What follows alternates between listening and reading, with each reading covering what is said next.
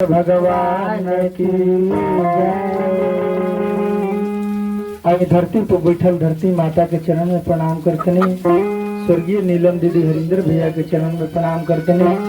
सब गुरु भैया गुरु बहिना लोग के चरण में प्रणाम करतनी। एगो हम निर्गुण भजन रवा लोग के सामने यूट्यूब के माध्यम से भेजतनी।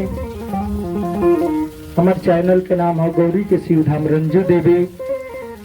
अगर लोगों लोग के पसंद आई तो हमारे चैनल के प्यार दुलार देव लो, लाइक सब्सक्राइब करब लो, कमेंट में हर हर महादेव लिखब लो। हमनी से जो गलती सही हुई तेना के माफ करब लो।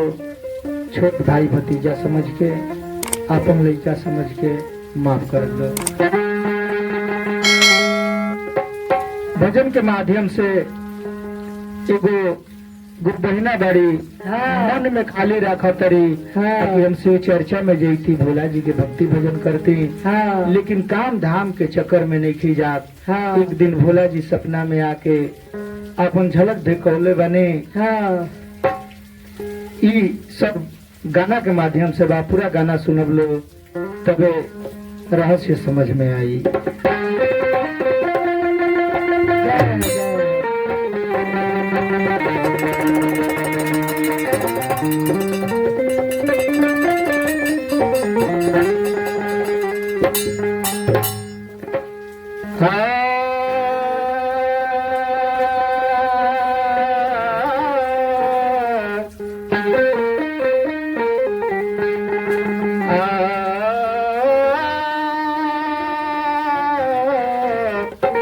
बोल बाबा जोगिया हो राम,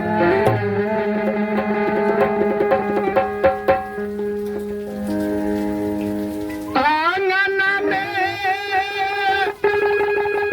तुलसी लगवनी,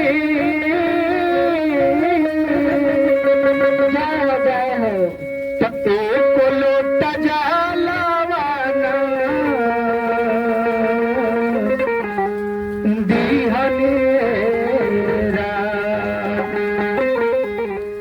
आर घर ही में खैली घर ही में खैली तो कबो न चरा चवा गई।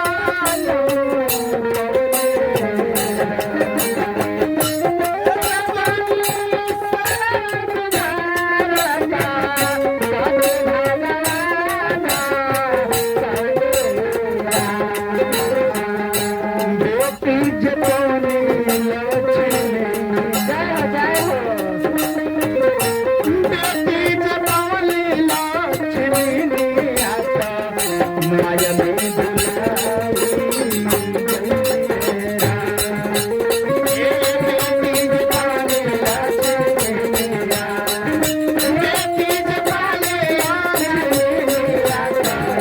माया में